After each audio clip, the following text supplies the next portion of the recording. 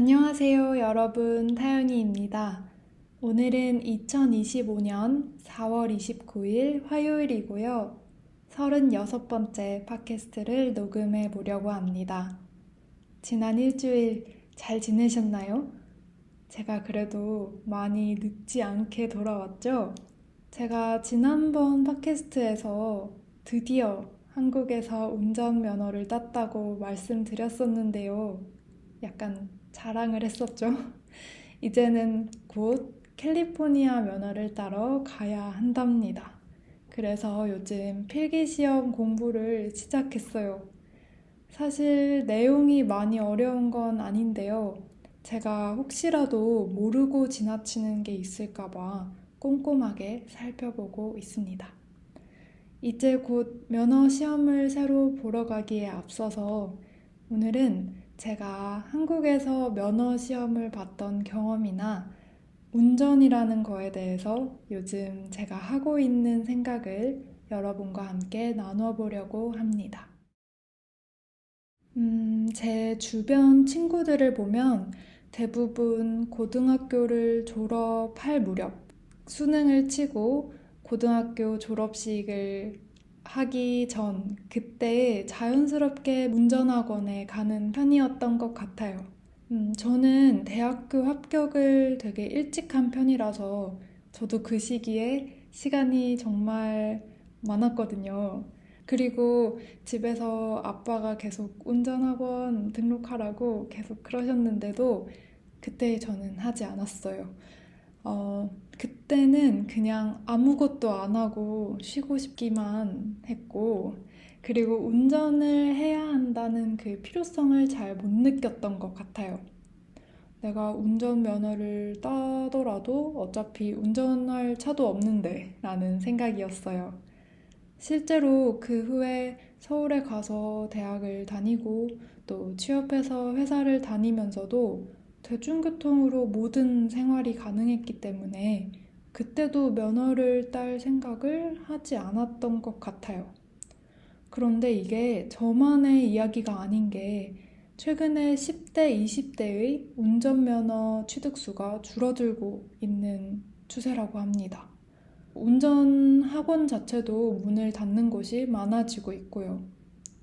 물론 10대, 20대 인구수 자체가 줄어드는 것도 있지만 운전이 필수라고 생각하는 그 정도가 낮아진 것 같다고 해요. 특히 대도시를 중심으로는 사실 대중교통도 정말 이용하기가 편리하고 공유 자전거나 공유 킥보드 같이 공유 모빌리티 서비스도 정말 잘 돼 있잖아요. 그리고 로켓 배송처럼 쇼핑도 집에서 너무 쉽게 간편하게 해결할 수 있는 시대고요. 그런데 기사를 찾아보니까 한국만 그런 게 아니라고 해요. 영국이나 미국 같은 나라에서도 젊은 층의 면허 취득이 줄어드는 추세라고 합니다. 아마 비슷한 이유가 아닐까 싶어요. 그런데 이제 처음으로 제가 미국으로 오게 되면서 이 이주를 계획하면서 처음으로 면허의 필요성을 느끼게 됐습니다.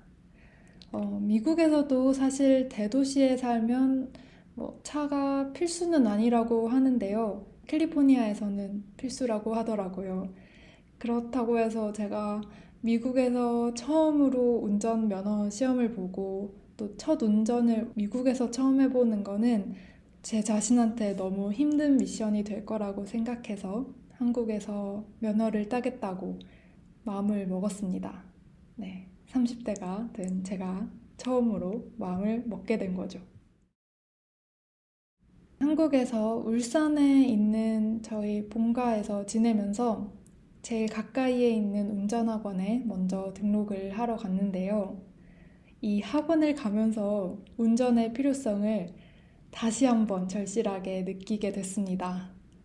사실 울산은 대중교통이 그렇게 많지가 않아서 버스를 타려면 기본적으로 30분에서 길게는 1시간을 기다려야 되거든요.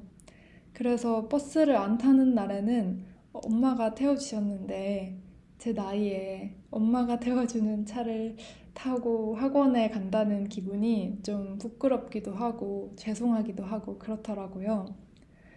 아무튼 네, 그렇게 학원에 가게 됐고 학원에 등록한 후에 필수로 들어야 되는 수업도 듣고 필기시험도 보고 운전 시험장 안에서만 운전하는 기능 시험도 봤는데요. 모두 무리 없이 한 번만에 합격을 다 했습니다. 그리고 마지막으로 제일 중요한 도로 주행 연수를 받게 됐어요.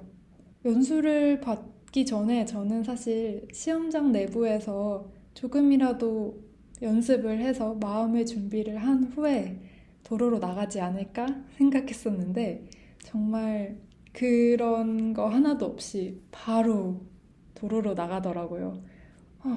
그래서 내가 운전 중이라니? 하면서 진짜 긴장되면서도 너무 신기한 경험이었어요. 조금 힘들었던 부분은 제가 학원 근처 지리를 잘 몰라서 그 강사님이 좀 답답해 하셨다는 점? 그게 조금 힘든 부분이었어요. 그 강사님이 사실 좀 연세도 있으시고 무뚝뚝한 분이셨는데요. 그래도 첫날 연수를 받고 나서 저한테 그래도 운전 잘하는 편이라고 말씀해 주셔가지고 네, 칭찬을 받아서 뿌듯했습니다. 그러고 다음날에 연수를 조금 더 받고 나서 바로 도로주행 시험을 보게 됐고 정말 다행히 또 한 번만에 합격을 했습니다. 사실 저랑 같이 차를 탔던 다른 응시자가 있었는데요. 그분이 학원에서 도로로 나가자마자 거의 바로 실격을 하는 바람에 그 다음 차례인 제가 정말 긴장이 됐었거든요. 제가 바로 합격을 못하면 미국에 가기 전까지 그런 일정이 좀 꼬일 수도 있었는데 한 번에 합격해서 정말 다행이었습니다. 그렇게 저는 오랫동안 미뤄뒀던 운전면허를 드디어 따게 됐습니다. 미국에 오고 나서 요즘 남편이랑 저랑 저희 첫 차로 어떤 차를 살지 굉장히 고민인 상황인데요. 아무래도 차가 고가의 물건이기도 하고 또 한 번 사면 오래 쓰게 되니까 더 신중해지는 것 같아요. 그래서 요즘 자동차 매장을 직접 다니면서 구경도 하고 가격대도 알아보고 그러고 있습니다. 그러다가 얼마 전에 테슬라 매장에 처음으로 가서 제가 시승을 하게 됐는데요. 그때 처음으로 완전 자율주행을 경험하게 됐어요. 직원분이 저희를 태워주셨는데 그분은 이제 운전대를 아예 잡지 않고 출발하셨고 차가 알아서 막 핸들도 돌리고 깜빡이도 켜고 차선도 변경하고 주차도 하고 알아서 다 하더라고요. 그동안 직원분은 저희랑 얘기를 했고요. 근데 이게 너무 신기한 거예요.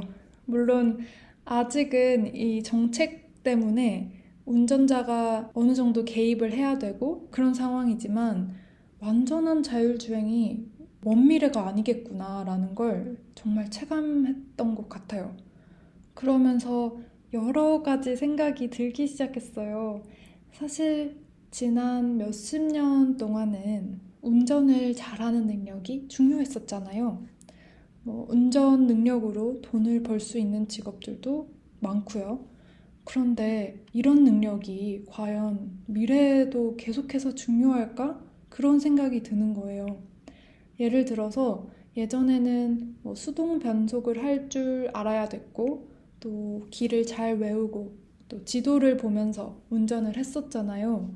그런데 이제는 자동 변속을 쓰면서 내비를 보면서 운전하죠.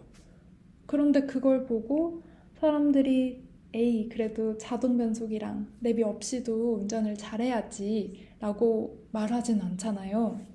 마찬가지로 가까운 미래에 자율주행이 너무 익숙해지면 사람이 직접 운전을 한다. 그런 개념 자체가 옛날 일처럼 여겨질 수도 있겠다. 그런 생각이 드는 거예요. 그럼 운전을 업으로 삼고 있던 사람들에게는 사실 큰 위협이 될 수도 있잖아요. 그런데 운전만 그런 게 아니라 사실 요즘에 인공지능의 발전 때문에 위협을 느끼기 시작하는 분야가 굉장히 많잖아요. 이렇게 기술이 변화하는 속도가 너무너무 빨라지고 있는데 어떻게 하면 우리가 이거에 잘 대처할 수 있을까? 그런 생각이 많아졌습니다. 그냥 차 한 번 시승했다가 머릿속만 너무 복잡해져서 온 것 같아요. 여러분은 이런 거에 대해서 어떻게 생각하시는지 궁금합니다. 아무튼 여러분, 오늘은 제가 어떻게 운전면허를 오랜만에 드디어 따게 됐는지, 그리고 자율주행이라는 거를 처음 경험하고 어떤 생각이 들었는지 이야기를 나누어 봤는데요.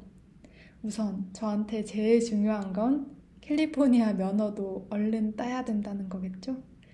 얼른 필기도 실기도 합격해서 그리고 또 차도 해결해서 여기저기 많이 구경 다닐 수 있었으면 좋겠습니다. 그럼 오늘도 제 이야기 들어주셔서 정말 감사드리고요. 저는 다음 영상으로 또 찾아오겠습니다. 감사합니다. 안녕히 계세요.